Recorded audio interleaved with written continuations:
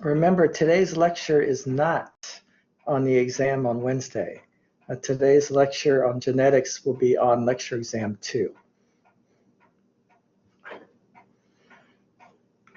So does everyone see this here? DNA to RNA to protein? There's a special name for that. Does anybody know or remember what the name for the flow of information in a cell is?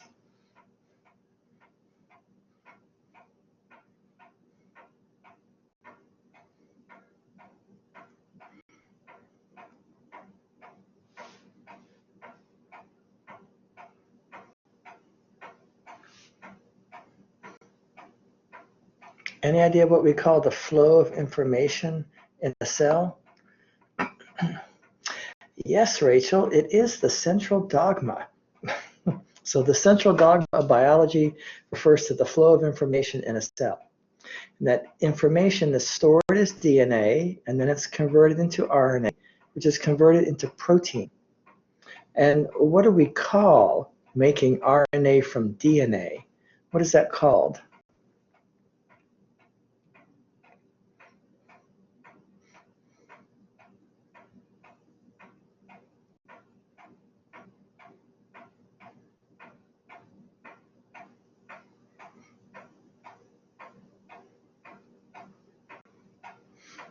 What do we call making RNA from DNA? What's that process? Transcription, right? Rachel and Taylor, transcription. What do we call making protein from RNA?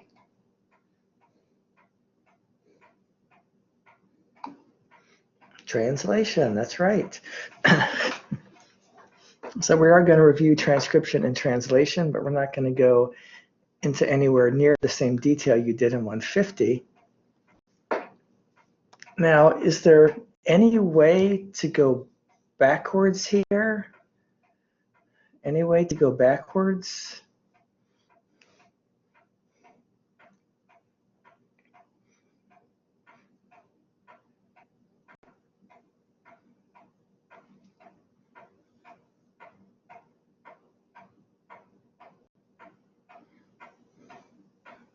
Anybody remember a way that we can go backwards here? Reverse transcription, right. So we can make DNA from RNA, and we call that process reverse transcription. And so what enzyme does that? Reverse transcriptase. Reverse transcriptase, an enzyme originally isolated from certain viruses. But we now have a way to go backwards from RNA back to DNA. And as far as we know, there's no way to go from protein back to RNA.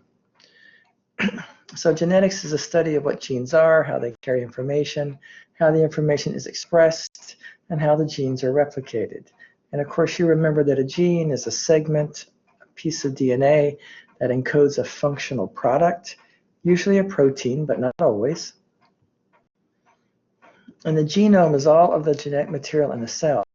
So you may recall, especially for organisms like humans, up to half of the DNA in our cells does not code for a protein product. So it's not junk. It appears to have a lot of control over the expression of many other genes. So all of that coding DNA may in fact serve a regulatory function, but it's not junk. And so genomics is the molecular study of genomes. So all the DNA, all the interactions between the DNA and how genes get expressed. And the genotype, all the genes of an organism. You may remember things like big A, big B, little b. Not doing any of that stuff in this course. And the phenotype is the observable characteristic, so the expression of that gene. And can you give me examples of phenotypes?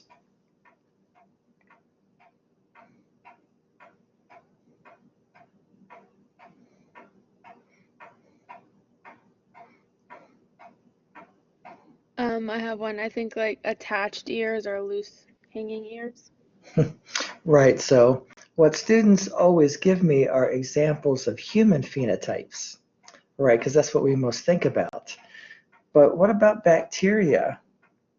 Are there that many observable characteristics, and what would be some examples?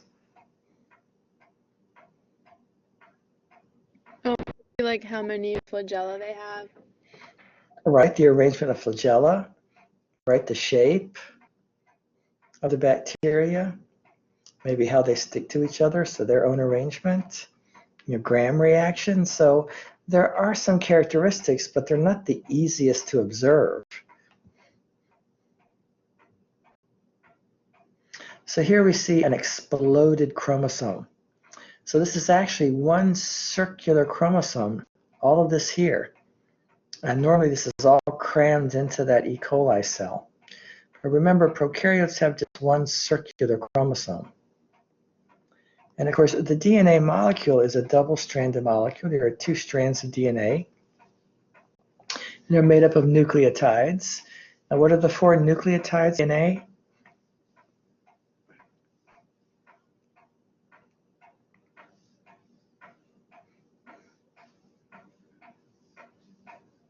What are the four nucleotides of DNA?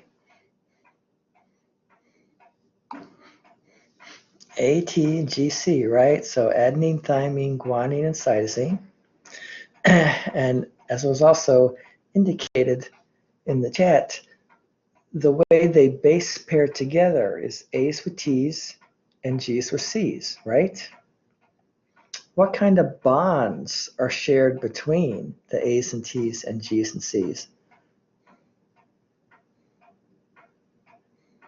What kind of bonds hold the two strands together? Hydrogen bonds, right? Hydrogen bonds. And who can impress me and tell me how many hydrogen bonds are shared between the A and T and the G and C?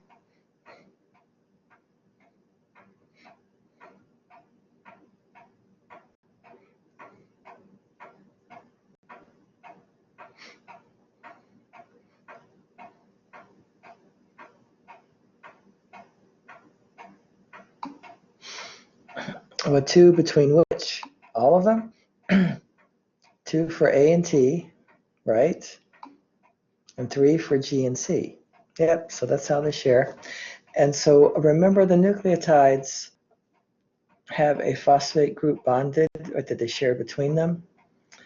And then the two strands are anti-parallel. So remember, there is a directionality to the DNA, 5' to 3'. And then the complementary strand goes the opposite direction, 5' to 3'. So they're anti-parallel. So when it comes to writing a complementary sequence,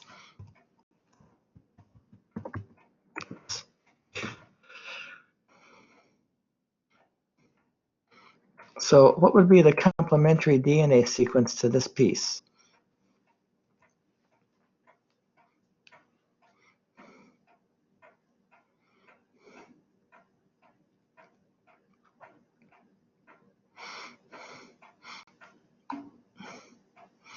So CTAA TGA, right? Or GT. Sorry. So CTAA TGT.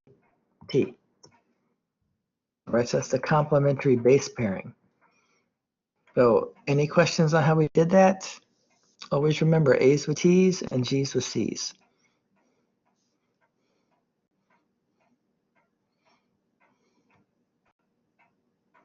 So here we see the double-stranded molecule. We'll learn in a second how the cells are strands apart so it can replicate DNA.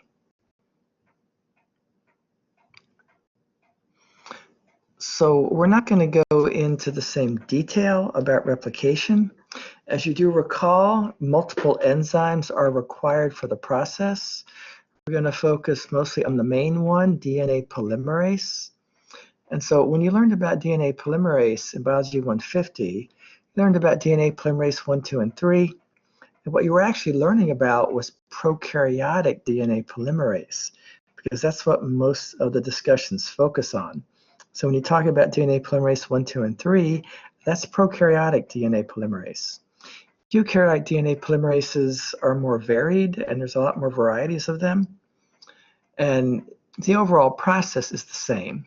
but we always focus mostly on prokaryotic DNA polymerases to explain how things work. So polymerase is the enzyme. It will add nucleotides, and it can only add them in one direction though, in the 5' to 3' direction. Now each strand of the double-stranded molecule is going to serve as a template for the synthesis of new DNA, but there is a problem because new DNA can only be synthesized in one direction, 5' to 3'. So one of the template strands, the one that runs 3 to 5, will be used to synthesize 5 to 3 very easily. But the opposite strand is going in the opposite direction, which means that synthesis would have to run 3 to 5, and that can't work that way. So what happens is one of the new pieces of DNA will be synthesized continuously as one long piece. We call that the leading strand. And the other strand will be synthesized discontinuously in little pieces called Okazaki fragments. The Okazaki fragments will eventually be joined together, everything will be sealed and will be made whole. But during the initial synthesis, only one new strand of DNA is synthesized continuously as one long piece. The other new strand is actually synthesized in a bunch of little pieces that all have to be joined together later. Remember, DNA ligase is the enzyme that joins molecules together. Now, there's another problem. If we think of DNA polymerase as a train, the train, a railroad train, it rides on the track. Remember, the track has 2 rails. If there's only one rail, then the train falls off. Well, DNA polymerase is like a train. It needs 2 rails. So that means it needs 2 strands of DNA to hop onto. The problem is that when the cell pulls the double-stranded molecule apart, it's now single-stranded DNA. So DNA polymerase cannot hop onto single-stranded DNA. So RNA primer is used to create a region that's double-stranded. And so the DNA polymerase can hop on to that double-stranded region where the RNA primer is and start to replicate. And as the DNA polymerase replicates, it makes that second strand, it makes that second rail so it can keep on moving. So there's always a little bit of RNA in the DNA to start with. But the RNA will be removed and replaced with DNA. And as I said, everything will be joined together and sealed, so everything will be made whole.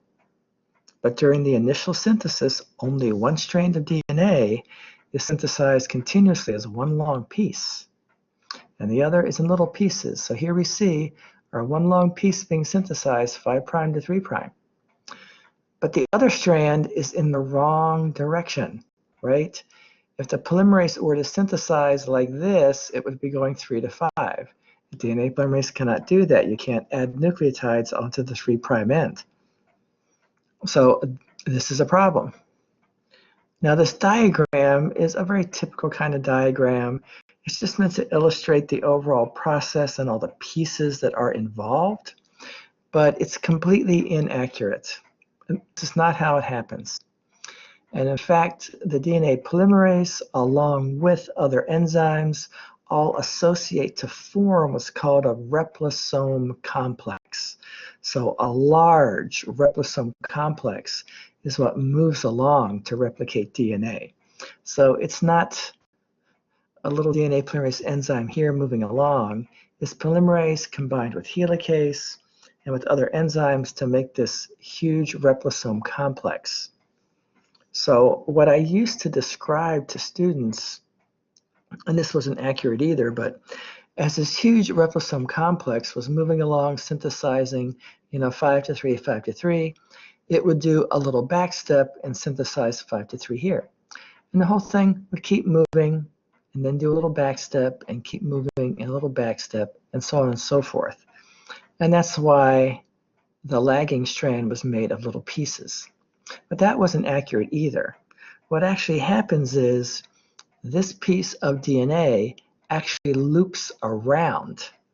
So it forms a loop and loops around, and that brings it into an orientation that makes it easier for DNA polymerase to synthesize 5' to 3'. So it sounds weird, but we have a really cool animation to watch, which will illustrate the whole process. But are there any questions so far? What's the name of the whole thing that you mentioned before? Like the The replosome complex. Okay, thanks. And so I think I have to go find that video again.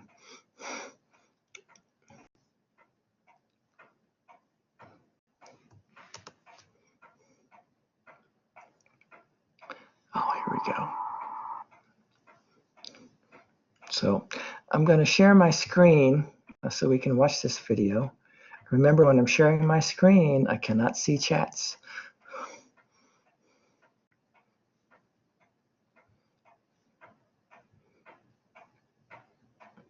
So what we're going to watch is a really cool animation.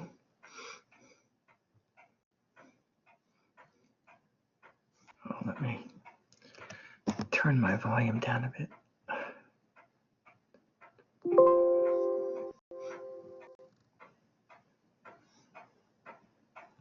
Computer animation based on Using computer animation based on the latest research, we are now able to see how DNA is actually copied in living cells.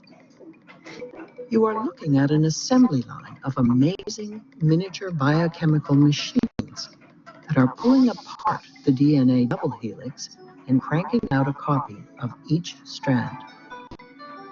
The DNA to be copied enters the production line from bottom left. The whirling blue molecular machine is called helicase. It spins the DNA as fast as a jet engine as it unwinds the double helix into 2 strands. One strand is copied continuously and can be seen spooling off to the right. Things are not so simple for the other strand because it must be copied backwards. It is drawn out repeatedly in loops and copied one section at a time. The end result is 2 new DNA molecules. See, that's so cool, we're going to watch it again. Using computer animation based on the latest research, we are now able to see how DNA is actually copied in living cells. You are looking at an assembly line of amazing miniature biochemical machines that are pulling apart the DNA double helix and cranking out a copy of each strand. The DNA to be copied enters the production line from bottom left. The whirling blue molecular machine is called helicase. It spins the DNA as fast as a jet engine as it unwinds the double helix into 2 strands. One strand is copied continuously and can be seen spooling off to the right. Things are not so simple for the other strand because it must be copied backwards. It is drawn out repeatedly in loops and copied one section at a time. The end result is 2 new DNA molecules.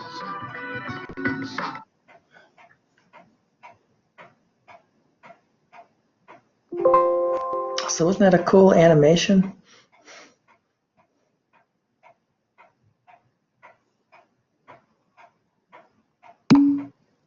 Yeah.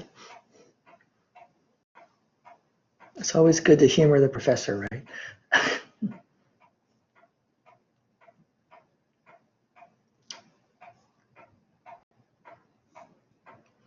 Now, there's something she said at the end, which was not entirely accurate, right? She said the end result is 2 new DNA molecules. Are they both all brand new DNA molecules that are created? Nope. So what are they, Green?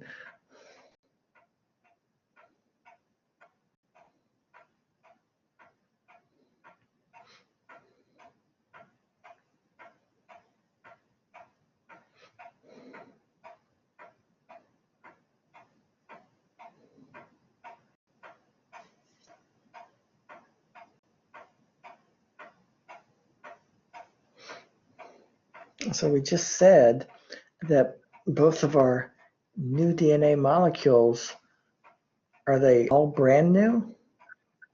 No, aren't they copied? Well, half of it's copied, right? So Right. there's half brand new and half old original DNA. So each new molecule is actually only half new, and the other half is the old original strand. So what do we call that kind of replication? So half new, half old. What do you call that kind of replication? Where half of the original DNA is conserved.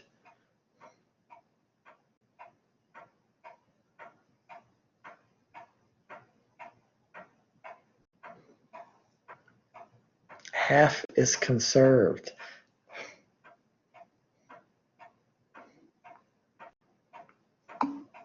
Yeah, semi-conservative, right, Christiana? So semi-conservative replication, half old, half new. Now, because prokaryotes have a circular chromosome, they can replicate their chromosome very quickly and efficiently. So there's an area called the origin of replication where the DNA strands get pulled apart. You have two replication forks. So you have two replisome complexes, the DNA polymerase and other enzymes move in opposite directions, both clockwise and counterclockwise. That allows for a circular chromosome to be replicated very quickly. Remember that under ideal conditions, bacteria like E. coli can replicate and divide in as little as every 20 minutes. Eukaryotes cannot do that, right? Because eukaryotes have those very long linear chromosomes. And that presents a problem for eukaryotes that prokaryotes do not have. So in order for eukaryotes to replicate those very long chromosomes, there need to be many origins of replication, right? But when it comes to replicating a linear chromosome from end to end, is it possible to do that? Can a eukaryotic cell faithfully replicate a linear chromosome from one end to the other? Does that happen?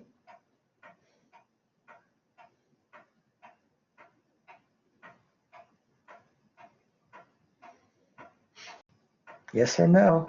Got a 50-50 chance.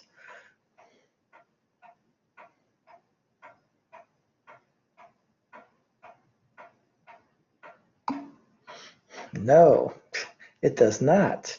Because it's not possible for the DNA polymerase, which requires, right, some area of double-strandedness, to start or to end at the very beginning or end of a linear chromosome. So every time a eukaryotic organism replicates and divides, the daughter cells have shorter chromosomes than the parent. So each cycle of replication and cell division, the chromosomes get a little bit shorter each and every time. So eukaryotes always have a finite existence, right? Because their chromosomes get shorter and shorter. Prokaryotes, they have a closed circular chromosome. Nothing gets lost. So prokaryotes are basically immortal. As long as you give them constant food and a clean environment, they'll reproduce forever. Eukaryotes, not the same. You give our cells, food and a clean environment, eventually our cells will die because our chromosomes are getting shorter and shorter and shorter. So our cells age no matter what. Everybody remember that from 150?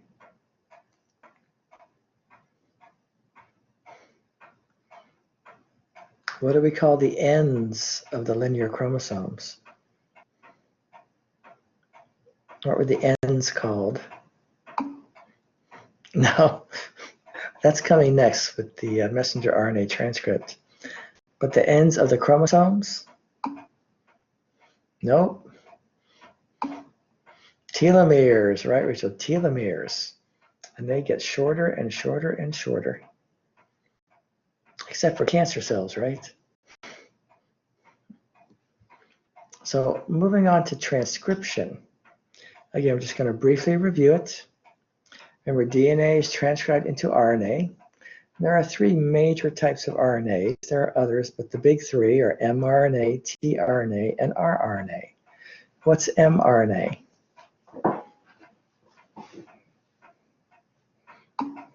Messenger. What about tRNA?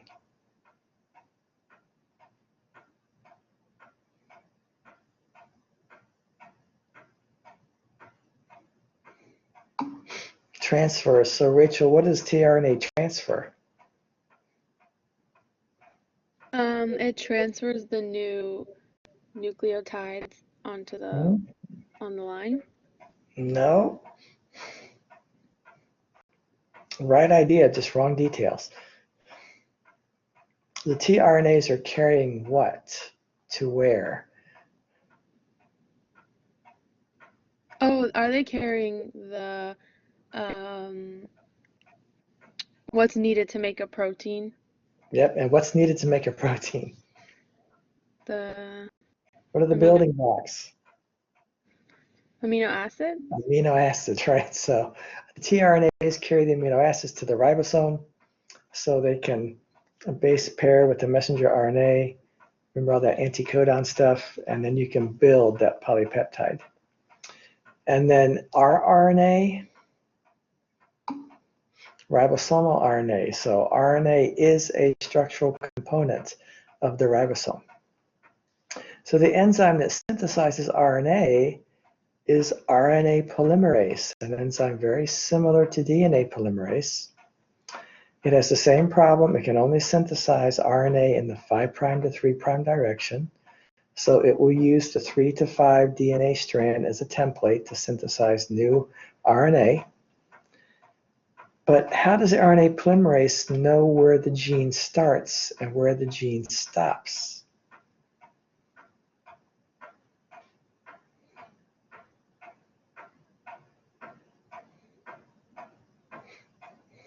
Is it from a start codon? Well, see, students always remember that from translation, but we're still in transcription. Okay. So it's not a start codon, it's a promoter sequence in the DNA, which tells the RNA polymerase this is where you hop on and start to make RNA. And when the RNA polymerase reaches a terminator sequence at the end of the gene, that tells the RNA polymerase to hop off, right, to stop transcribing. So for transcription, the RNA polymerase reads a promoter sequence and a terminator sequence. That's how it knows where to start transcribing and where to stop transcribing. When it comes to RNA, remember there's a difference, right? So if I give you that sequence, what would be the complementary RNA sequence?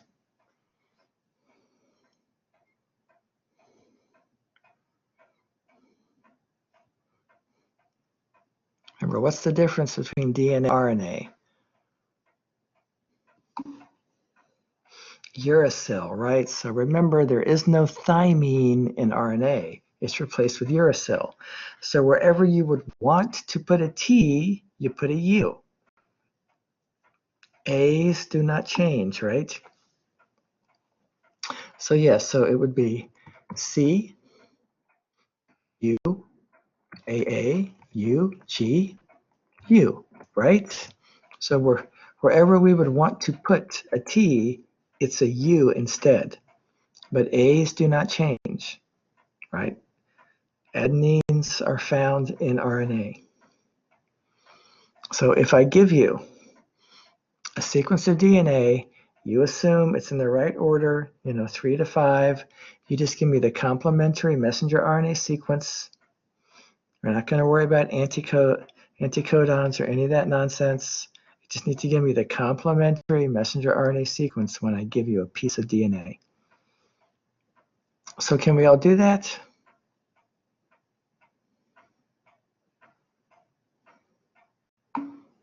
Yeah.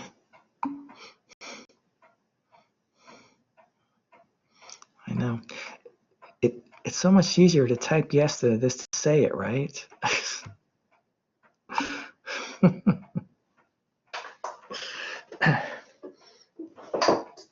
So here we have another problem, or at least a difference between prokaryotes and eukaryotes. Remember, in eukaryotes, the DNA is in the nucleus. So transcription occurs in the nucleus of eukaryotes, and then the messenger RNA transcript has to be transported to the cytoplasm, where it can hook up with the ribosome and be translated. But prokaryotes do not have a nucleus. So where does transcription occur in a prokaryote? Cytoplasm? In the cytoplasm. Where does translation occur in a prokaryote?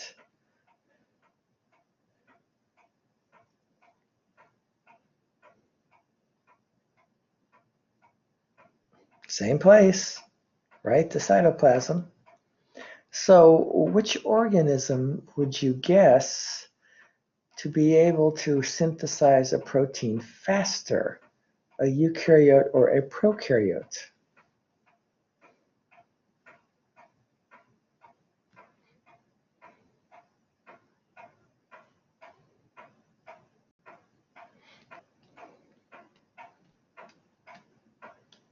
Which one synthesizes proteins faster, a prokaryote or a eukaryote?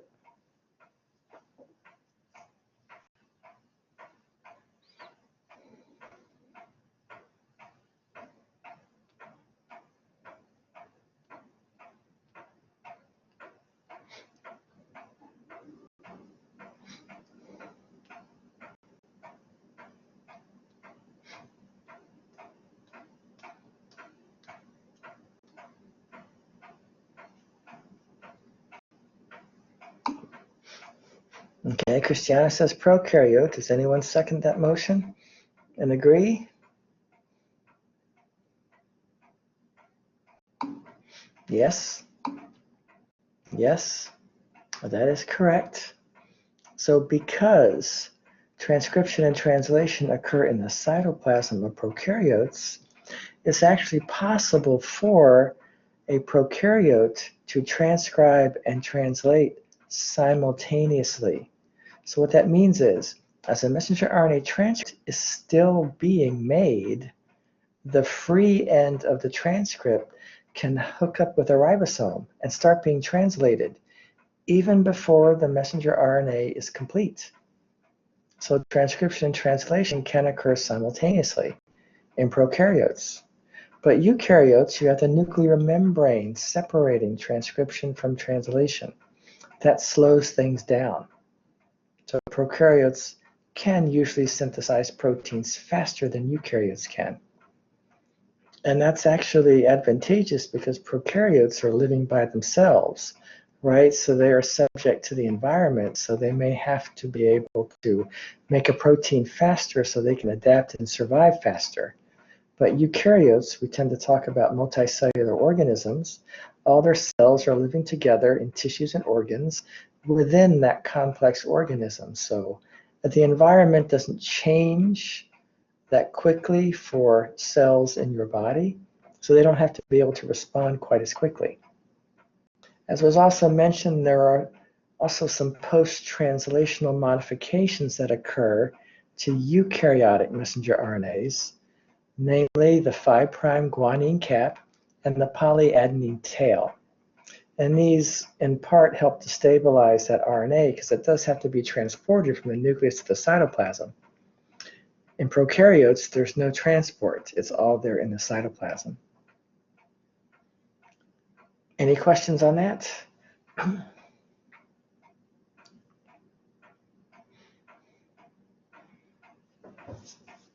So here we also see another important difference between prokaryotes and eukaryotes. If you notice, eukaryotic genes have these intervening sequences called introns, which typically do not code for any information. So that messenger RNA transcript, the initial messenger RNA transcript, must have the introns cut out. We say they get spliced out, and that forms the final functional messenger RNA. If this RNA were translated into protein, you have all this extra information which would code for extra amino acids. So that protein is not going to fold correctly. It's not going to be functional. So eukaryotes have to cut out the introns to get the functional messenger RNA transcript. So essentially all eukaryotic genes have introns, but prokaryotic genes do not have introns.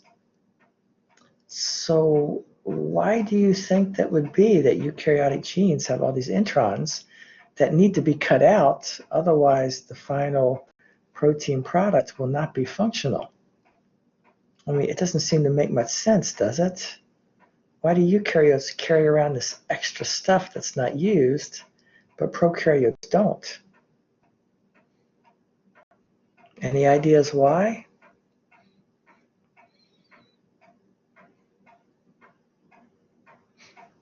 So eukaryotic genes have a lot of extra stuff that needs to be cut out. And if it's not cut out, the final protein is not going to be functional.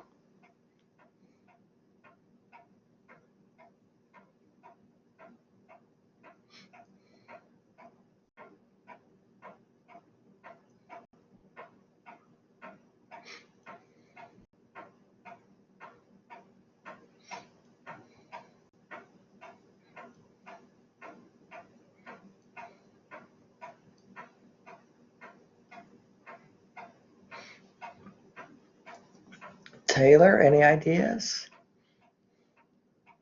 Rachel? Roxy?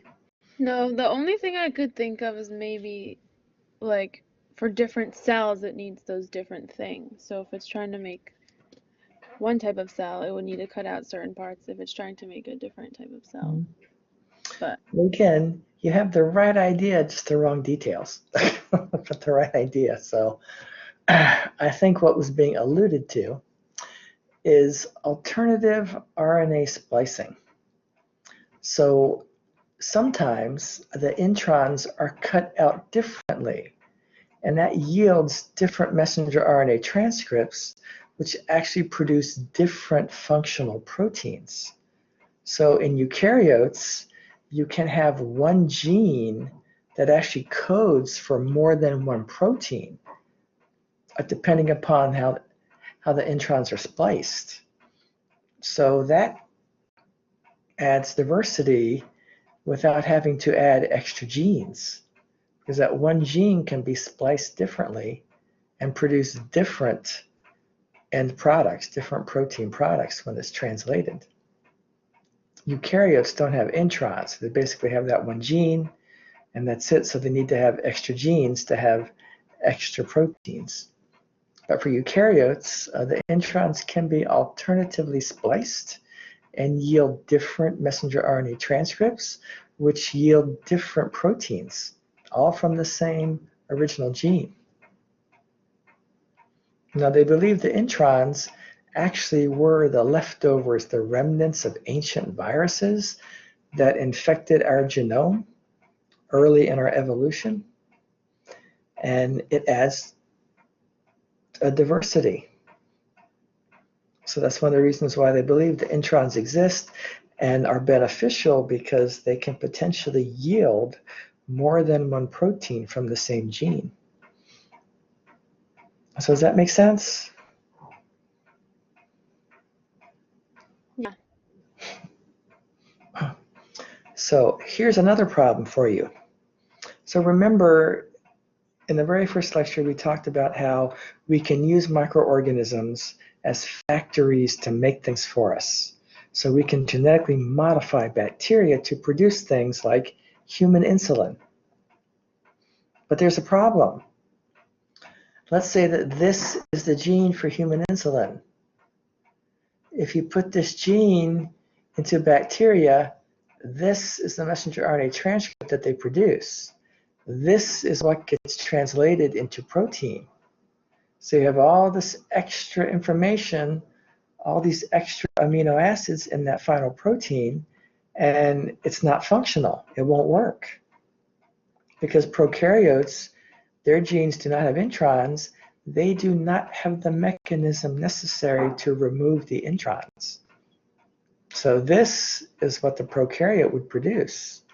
And this is what the prokaryote would produce, and this is what gets translated into protein, including all the extra stuff. So that's a problem. How did scientists solve that problem? How can you solve that problem? Right? Because bacteria cannot remove the introns. So how can you clone genes, eukaryotic genes, into prokaryotic cells and have those prokaryotic cells make a functional protein product?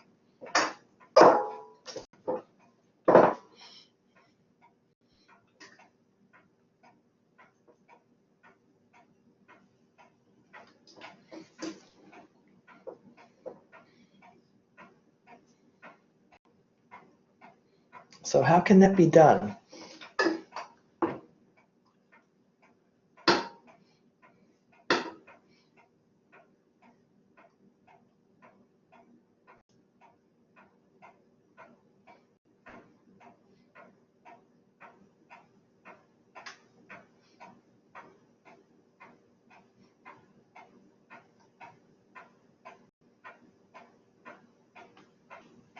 Nobody has any ideas?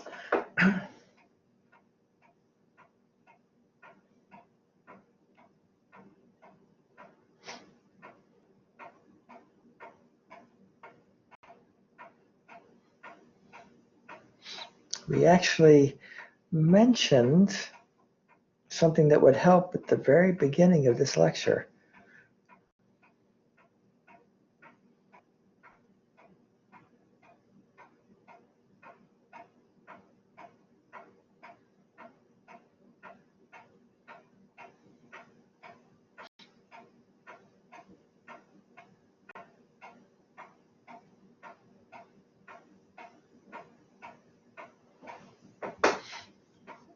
Brian, do you have any ideas? Yeah, let's do the central dogma. So we did talk about something concerning that. Does anyone have any ideas? Like Bryant, Christina, Uriel? I'm just randomly calling names.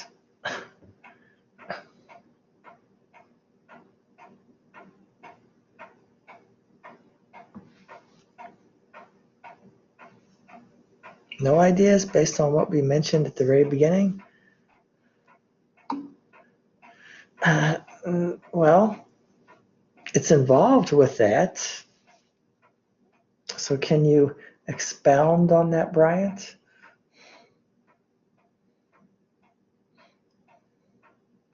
Maybe by going backwards?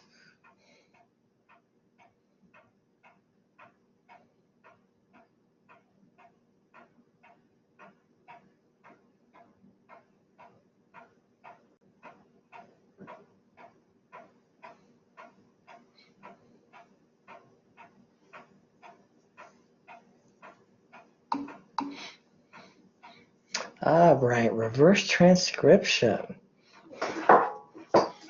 So can anyone take that and run with it? Or are you guys so out of shape you can't run?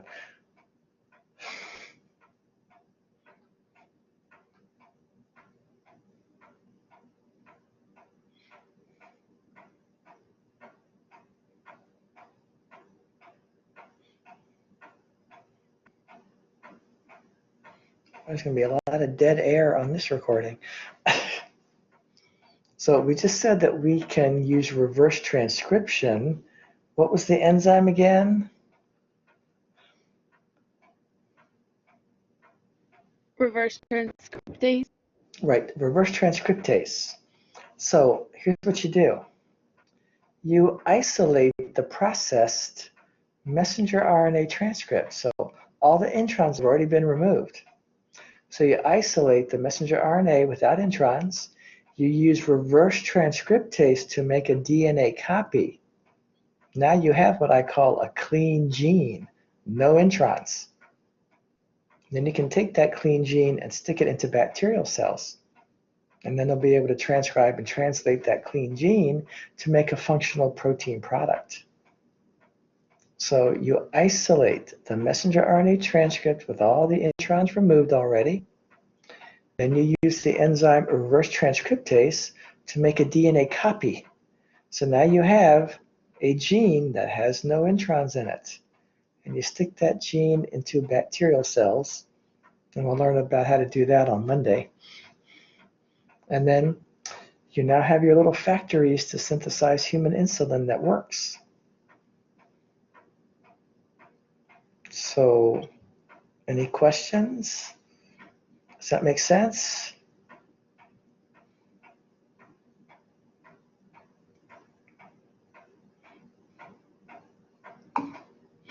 Yes, very cool. Does that make sense for everyone else?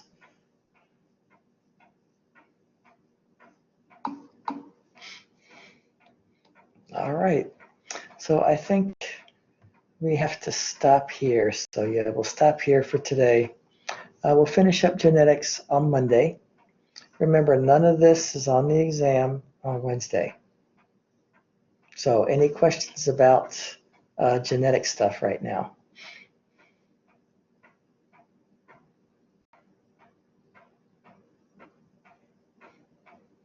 No? So I'm going to stop the recording for genetics, and then we'll get set up for lab.